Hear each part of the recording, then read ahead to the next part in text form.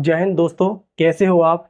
मैं आशा और उम्मीद करता हूँ कि आप बिल्कुल ठीक होंगे। मैं आपके लिए 20 क्वेश्चन यूपीएसआई के लिए लेके आया हूँ। ये यूपीएसआई के लिए ही नहीं बल्कि प्रत्येक प्रतियोगी परीक्षा के लिए बहुत महत्वपूर्ण क्वेश्चन है। जैसा कि आपको देखिए, आप मेरा पहला क्वेश्चन होगा कि संविधान सभा को किसने अंगीकार किया। मेरा पहला ऑप्शन है ब्रिटिश संसद ने, ब्रिटिश संसद ने। दूसरा ऑप्शन है भारतीय संसद ने। तीसरा ऑप्शन है संविधान सभा ने। चौथा ऑप्शन है नेहरू समिति। आप अपना आंसर दें कि कौन सा सही है। जल्दी बताएं अपना आंसर। ये क्वेश्चन बहुत इंपॉर्टेंट है, बताएं। मैं आपको बता रहा हूं, पहला क्वेश्चन है मेरा, संविधान सभा ने भारतीय संविधान को अंगीकार किया था। ठीक है। और दूसरा क्वेश्चन होगा मेरा, संविधान सभा का गठन किसकी सिफारिश पर हुआ था। संविधान सभा का गठन किसकी सिफारिश पर हुआ था। संविधान सभा का गठन किसकी सिफारिश पर हुआ था। संविधान सभा का गठन किसकी सिफारिश पर हुआ था। तो आंसर दें आप। कैबिनेट मिशन की योजना, क्रिप्स मिशन योजना, माउंटबेटन योजना, बेबिल योजना। सही आंसर आप दें। संविधान सभा का गठन किसकी सिफारिश पर हुआ था। आंसर दें आप। संविधान सभा का गठन किसकी सिफारिश पर हुआ था। इसका सही आंसर होगा कैबिनेट मिशन योजना। ये आंसर है, कैबिनेट मिशन योजना के आधार पर हमारा संविधान सभा का गठन हुआ था। ठीक है। और आगे बताएं। अगला मेरा क्वेश्चन है कि संविधान सभा की पहली बैठक कब हुई थी। संविधान सभा की पहली बैठक कब हुई थी। मेरा पहला ऑप्शन है 9 दिसंबर 1946 को। दूसरा ऑप्शन है 26 जनवरी 1950 को। तीसरा ऑप्शन है 15 अगस्त 1947 को। चौथा ऑप्शन है 26 नवंबर 1949 को। आप बताएं, आंसर दें। चलो तो मैं आपको बताता हूं। मेरा आंसर होगा 9 दिसंबर 1946 को संविधान सभा की पहली बैठक हुई थी। जैसा कि आपको पता है 9 दिसंबर 1946 को हमारी पहली बैठक हुई थी। इसके 2 दिन बाद 11 दिसंबर 1946 को दूसरी बैठक हुई थी। तीसरी बैठक 13 दिसंबर 1946 को तीसरी बैठक हुई थी। आपको पता ही होगा कि जब पहली बैठक हुई थी तो इसके अस्थायी अध्यक्ष के रूप में सच्चिदानंद सिन्हा जी को चुना गया था। ये क्वेश्चन बहुत इंपॉर्टेंट है। ये क्वेश्चन यूपी सुपर टेट में भी आ चुका है कि संविधान सभा के अस्थायी अध्यक्ष किसे चुना गया था। तो 9 दिसंबर 1946 को सच्चिदानंद सिन्हा जी को चुना गया था। ठीक है। और उसके बाद स्थायी जो अध्यक्ष चुने गए थे, संविधान सभा के स्थायी अध्यक्ष चुने गए थे, वो डॉक्टर राजेंद्र प्रसाद जी चुने गए थे। ठीक है। अगला मेरा क्वेश्चन है कि भारत का संविधान कब लागू हुआ था। भारत का संविधान कब लागू हुआ था। मेरा पहला ऑप्शन है 26 जनवरी 1949। दूसरा ऑप्शन है 26 नवंबर 1949। तीसरा ऑप्शन है 26 जनवरी 1950। चौथा ऑप्शन है मेरा 15 अगस्त 1947। जल्दी से आप बताएं कि भारत का संविधान कब लागू हुआ था। भारत का संविधान कब लागू हुआ था। 26 जनवरी 1950 को भारत का संविधान लागू हुआ था। भारत का संविधान कब लागू हुआ था। 26 जनवरी 1950 को लागू हुआ था। संविधान के अनुच्छेद 14 से 18 किससे संबंधित हैं। संविधान के अनुच्छेद 14 से 18 किससे संबंधित हैं। मेरा पहला ऑप्शन होगा स्वतंत्रता के अधिकार से। दूसरा ऑप्शन होगा समानता के अधिकार से। तीसरा ऑप्शन होगा स्वतंत्रता की सुरक्षा से। चौथा होगा संवैधानिक उपचार से। इसमें ऑप्शन है, आप बताइए, जल्दी से बताइए कि कौन सा मेरा ऑप्शन सही है। मेरा पांचवा क्वेश्चन है, कौन सा ऑप्शन सही है। तो मेरा ऑप्शन सही होगा समानता का अधिकार। जैसा कि आपको पता है ये हमारे मौलिक अधिकार हैं, उसी में से ये दिया है। मौलिक अधिकार के बारे में बताएं कि मौलिक अधिकार हमारे मौलिक अधिकार जो मौलिक अधिकार हैं वो आर्टिकल 12 से 35 के बीच में हैं। आर्टिकल 12 से 35 के दिए गए मौलिक अधिकारों को अमेरिका से लिया गया है। कहां से? यूएसए से लिया गया है, अमेरिका से लिया गया है। ठीक है, बहुत क्वेश्चन पूछा जाता है कि हमारे संविधान में मौलिक अधिकार को कहां से जोड़ा गया है, वो मौलिक अधिकार कहां से लिया गया है, तो हमें पता होना चाहिए कहां से लिया गया है, अमेरिका से लिया गया है। ये भी बहुत इंपॉर्टेंट है कि मौलिक अधिकार के अनुच्छेद कहां से कहां तक है। ये अनुच्छेद है बेटा, जो अनुच्छेद है वो 12 से 35 तक मौलिक अधिकार का वर्णन किया गया है, मौलिक अधिकार है। ठीक है, तो मौलिक अधिकार कहां से लिए गए? अमेरिका से। और ये 14 से 18 है, जो 14 से 18 दे रहा है वो समानता का अधिकार है। इसमें मौलिक अधिकार अभी हमारे पास कितने हैं? पहले 7 थे, पहले मौलिक अधिकार 7 थे, प्रेजेंट में मौलिक अधिकार 6 हैं हमारे पास। जिसमें क्या है, जो संपत्ति का अधिकार है उसे हटा दिया गया है, संपत्ति का अधिकार को हटा दिया गया है। अब हमारे पास 6 मौलिक अधिकार हैं प्रेजेंट में।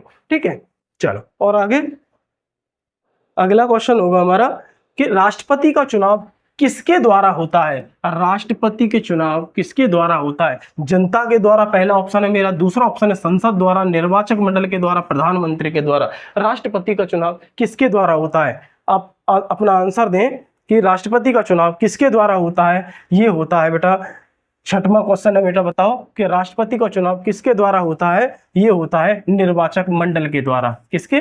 निर्वाचक मंडल के द्वारा। कभी कभी ये पूछता है कि राष्ट्रपति का चुनाव किस विधि के आधार पर होता है? एकल संक्रमणी पद्धति के आधार पर होता है, एकल संक्रमणी पद्धति के आधार पर होता है। ठीक है बेटा, ऑप्शन मेरा सी सही है, निर्वाचक मंडल के आधार पर। ठीक है, अगला मेरा क्वेश्चन है भारत के राष्ट्रपति का कार्यकाल कितना होता है? बहुत इजी क्वेश्चन है, आप जल्दी से आंसर दें कि भारत के राष्ट्रपति का कार्यकाल कितना होता है। भारत के राष्ट्रपति का कार्यकाल कितना होता है? 5 वर्ष होता है। कितना होता है? 5 वर्ष होता है। ठीक है, अगला क्वेश्चन होगा भारत के प्रथम राष्ट्रपति कौन थे? बताइए, भारत के प्रथम राष्ट्रपति कौन थे? Doctor Rajendra Prasad, doctor Sarvepalli Radhakrishnan, Pandit Jawaharlal Nehru, doctor Bhimrao Ambedkar. आप आंसर दें कि भारत के पहले राष्ट्रपति कौन थे। सही से बताओ बेटा। ठीक है, भारत के पहले राष्ट्रपति कौन थे? डॉक्टर राजेंद्र प्रसाद। डॉक्टर राजेंद्र प्रसाद पहले राष्ट्रपति थे। ठीक है, चलो आगे चलो। अच्छा, अगला मेरा क्वेश्चन होगा कि राज्यसभा में मनोनीत सदस्य कितने होते हैं? राज्यसभा में मनोनीत सदस्य कितने होते हैं? जो राज्यसभा में मनोनीत सदस्य का मतलब है जो राष्ट्रपति द्वारा मनोनीत किए जाते हैं। शिक्षा के क्षेत्र में होते हैं, चिकित्सा के क्षेत्र में होते हैं, अलग अलग जो अपना अपना योगदान देते हैं उसके अकॉर्डिंग राष्ट्रपति जी उनको मनोनीत करता है, राष्ट्रपति मनोनीत करते हैं। ठीक है, तो कितने सदस्य ऐसे हैं जो राज्यसभा में होते हैं? तो वो होते हैं बेटा 12 सदस्य। पहले क्या होता था, पहले लोकसभा में भी 2 सदस्यों को निर्वाचित किया जाता, मनोनीत किया जाता, लेकिन फिलहाल में वो चीज अब खत्म कर दी है, लोकसभा में अब मनोनीत नहीं होते हैं। ये संशोधन हो गया है, अब लोकसभा में कोई मनोनीत नहीं होता, अभी राज्यसभा में मनोनीत होते हैं। ठीक है, अगला क्वेश्चन होगा लोकसभा की अधिकतम सदस्यों की संख्या कितनी है? जल्दी बताओ, बहुत इजी क्वेश्चन है, बहुत अच्छे क्वेश्चन है, हर एक ज्यादातर प्रत्येक पेपर में पूछे जाते हैं, गवर्नमेंट जॉब के लिए बहुत इंपॉर्टेंट क्वेश्चन है कि लोकसभा की अधिकतम सदस्य संख्या कितनी है। तो लोकसभा की अधिकतम सदस्य संख्या पहली बताओ, 500 है, 525 है, 545 है, 552 है। बताओ बेटा ये कितनी है? लोकसभा की अधिकतम सदस्य संख्या कितनी है? 552 है। कितनी है? 552।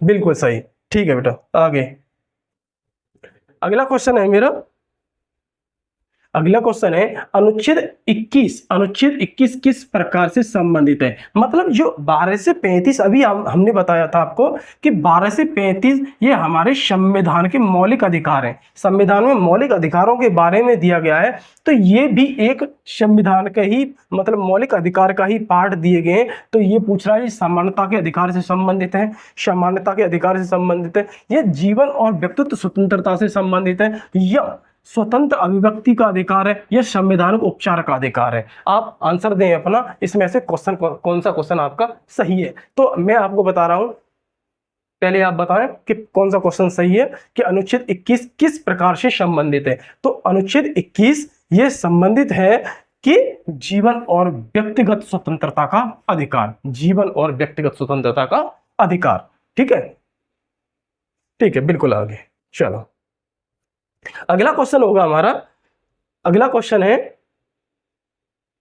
कि भारत के उपराष्ट्रपति का चुनाव कौन करता है। भारत के उपराष्ट्रपति का चुनाव कौन करता है। भारत के उपराष्ट्रपति का चुनाव कौन करता है।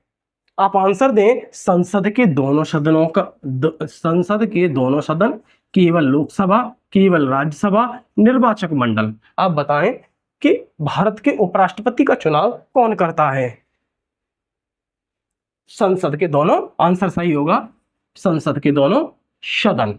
संसद के दोनों सदनों के द्वारा भारत के उपराष्ट्रपति का चुनाव होता है। ठीक है, अगला क्वेश्चन, अगला क्वेश्चन होगा कि संविधान का अनुच्छेद 370 किस राज्य से संबंधित है। ये तो बहुत ज्यादा प्रचलित है। अभी मोदी गवर्नमेंट ने या मोदी सरकार ने ये इसको 370 को हटाया था, ये अनुच्छेद 370 को हटाया था। आपको पता होगा ये बेटा आर्टिकल जो 370 है ना, आर्टिकल 370 ये जम्मू कश्मीर में लागू था। कहां पे था? जम्मू कश्मीर में। इसका सही ऑप्शन होगा जम्मू कश्मीर। ये बहुत इंपॉर्टेंट है, बार बार पूछ सकता है, एग्जाम में पूछा गया है कि 370 किस राज्य से संबंधित है। तो आर्टिकल 370 हमारे जम्मू कश्मीर से संबंधित है। किसे? जम्मू कश्मीर से संबंधित है। ठीक है, जैसा आपको, मुझे उम्मीद कर रहा हूं कि आपको समझ में आ रहे होंगे क्वेश्चन। अच्छा, अगला क्वेश्चन है मेरा कि मौलिक कर्तव्य संविधान में किस संशोधन द्वारा जोड़े गए। बहुत इंपॉर्टेंट है, मौलिक कर्तव्य संविधान में किस संशोधन द्वारा जोड़े गए।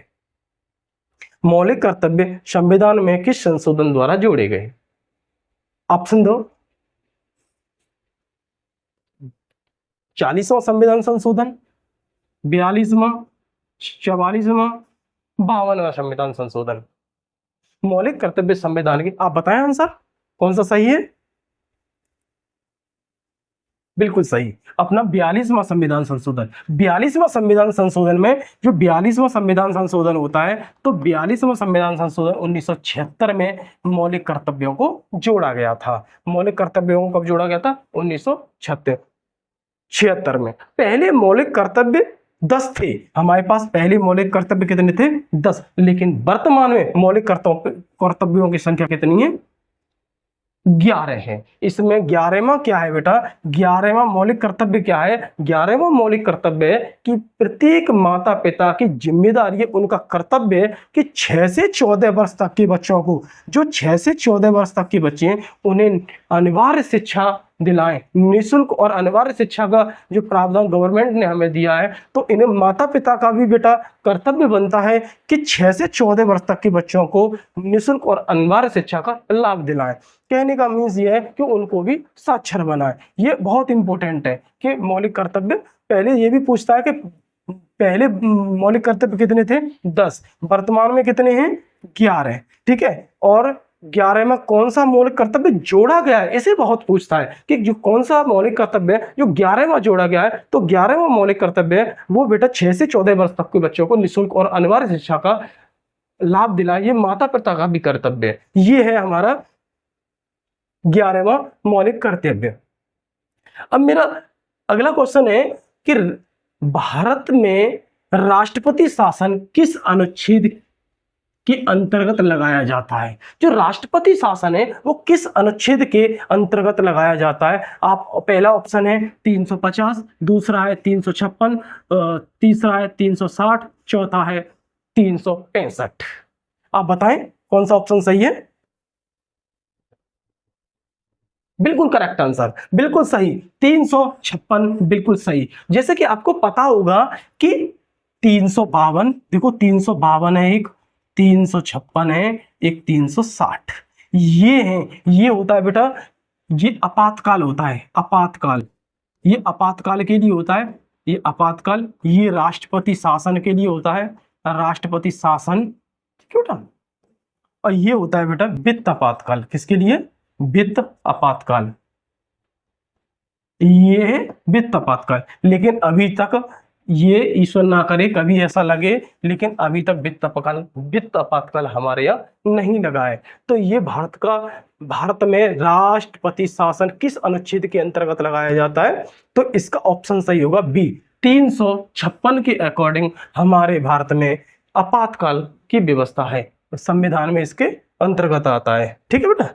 अगला क्वेश्चन है मेरा कि भारत का प्रधानमंत्री किसे कहा जाता है? भारत का प्रधानमंत्री किसे कहा जाता है? भारत का प्रधानमंत्री किसे कहा जाता है? मेरा पहला ऑप्शन है लोकसभा का नेता, दूसरा है राज्यसभा का नेता, तीसरा है मंत्रिपरिषद का प्रमुख, चौथा है राष्ट्रपति का प्रतिनिधि। आप सही ऑप्शन का चुनाव करें,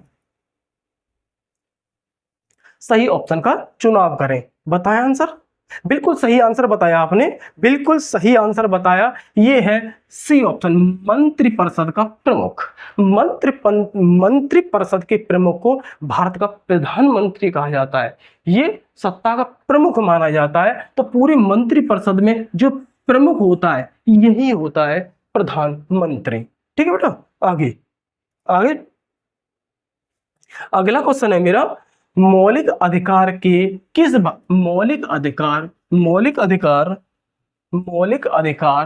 संविधान के किस भाग में दिए गए हैं? बहुत इंपॉर्टेंट क्वेश्चन है। अब बताएं मौलिक अधिकार मैंने किस भाग में दिए गए हैं? भाग 3, भाग 4, भाग 5, भाग 6। ऑप्शन दे, सही आंसर आप विकल्प चुने। भाग 3, भाग 4, भाग 5, भाग 6। सही आंसर दें। बिल्कुल सही, भाग 3 में क्या है कि मौलिक अधिकारों के बारे में बताया गया है। जैसा मैं अभी आपको बताया हूं, जो मौलिक अधिकार हैं बेटा, ये मौलिक अधिकार हैं, जो मौलिक अधिकार हैं ये कहां से लिया गया है? आप आंसर दें अपना। यूएसए से लिया गया। कहां से?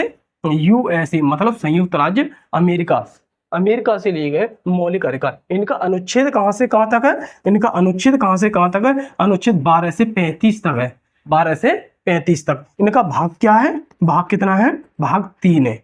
भाग 3 में दिया गया है मौलिक अधिकार। अब यहीं पे मौलिक कर्तव्य के बारे में बात बताई जाए, वो 4A में दिया गया है मौलिक कर्तव्य, वो भी बहुत इंपॉर्टेंट है मौलिक कर्तव्य। ठीक है, चलो आगे। अगला मेरा क्वेश्चन होगा, सर्वोच्च न्यायालय का प्रधान न्यायाधीश किसे कहते हैं? सर्वोच्च न्यायालय का प्रधान न्यायाधीश किसे कहते हैं? अटॉर्नी जनरल को, मुख्य न्यायाधीश को, उच्च न्यायाधीश को और न्यायाधीश परिषद को। सही ऑप्शन का विकल्प चुने कि अटॉर्नी जनरल, मुख्य न्यायाधीश, उच्च न्यायाधीश, न्यायाधीश परिषद।